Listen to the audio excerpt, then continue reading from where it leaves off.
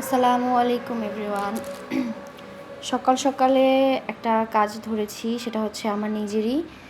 এটা হচ্ছে অনলাইন থেকে একটা শাড়ি অর্ডার করেছিলাম, ভাবলাম শাড়িটা পরবো। তো এর সাথে অ্যাকচুয়ালি হোয়াইট কালারের শাড়ি ছিল। তো তার সাথে ব্লাউজ ছিল না। যেহেতু ব্লাউজ ছিল না, রেডি করতে হবে। আর আমি যেহেতু নিজেই টেলারিং করতে জানি, সো আমার দৌড়োদৌড়ি করে টেলারের কাছে যাওয়ার কোনো প্যারা নাই। নিজে চাইলে যখন ইচ্ছে তখন সুন্দর করে ডিজাইন করে বানাতে পারি। যদিও এই ব্লাউজটা তেমন কোনো ডিজাইন নেই, জাস্ট প্রিন্সেস কাট, নাথিং এলস। এখানে হচ্ছে আমি টোটালি একদম সিম্পল বেইজে রেখেছি।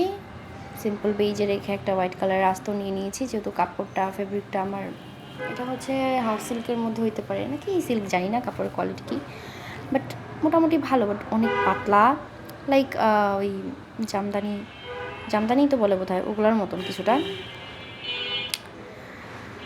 তো এইখানে হচ্ছে আমি ব্লাউজটার আস্তরগুলো কেটে নিচ্ছি আগে, কারণ সবাই জানো যে আস্তরওয়ালা ব্লাউজ বা ড্রেসের আস্তরগুলো আগে কেটে তারপরে ওটার মাপে হচ্ছে যদি মেন ফেব্রিকটা কাটা হয় তাহলে সুন্দর হয়। এখানে আমি প্রথমে ব্যাক পার্টটা কেটে নিয়েছিলাম, তারপরে হচ্ছে ব্যাক পার্টটা বসাইয়া ফ্রন্ট পার্টটা আর কি ওটা দিয়ে কেটে নিচ্ছি।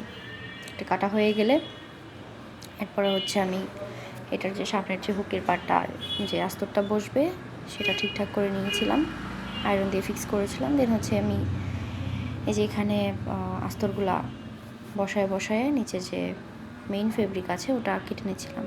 এখানে আমি প্রথমেই এই প্রিন্সেস কাটের যে শেপটা আছে ওটাই কেটে নিয়েছিলাম। আর এখানে আমি শেপ বেশি দিই নাই, সিম্পল রেখেছি যাতে সিম্পল লাগে। আর এখানে হচ্ছে এই যে হাতার আমি এত মোটো যে ব্লাউজের সাথে যে পিস কাপড়টা ছিল, ব্লাউজ পিসটা মানে শাড়ির সাথে যে পিস কাপড়টা ছিল ওটাতে আমার হয় না। লাস্টে যেহেতু ব্লাউজটা একটু লেন্থি করেছি তাই হাতাটা একটু শর্ট রাখতে হয়েছে।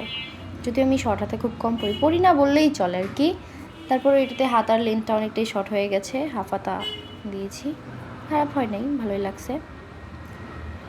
এটা টোটাল কাটিংয়ের পরে হচ্ছে আমি যে স্টিচিং করে নিচ্ছিলাম, সবগুলো একসাথে অ্যাডজাস্ট করে নিচ্ছি।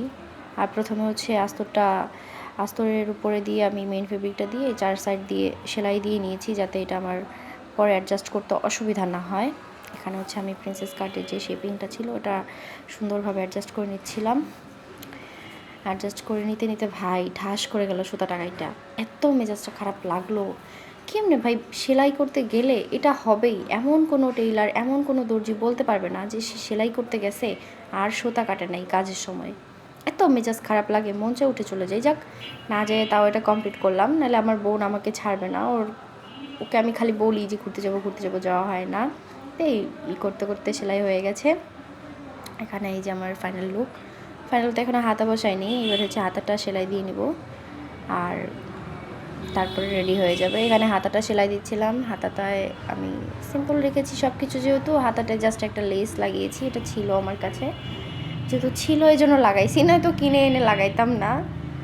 তো ওভারঅল মোটামুটি ভালোই হয়েছে। আর এখানে এই যে যেই বাঙ্গি কালারটা দেখতে পাচ্ছ, এটা হচ্ছে আমার কাপড় শর্ট হয়ে গেছিলো, বললাম না এত মোটো কাপড়ে হইতে চায় না, কাপড় শর্ট হয়ে গেছিলো বিধায় আমাকে এটা আলাদাভাবে অ্যাডজাস্ট করতে হয়েছে। যদিও এতটা তো বোঝা যাবে না, এটা ভিতরের দিকে থাকবে।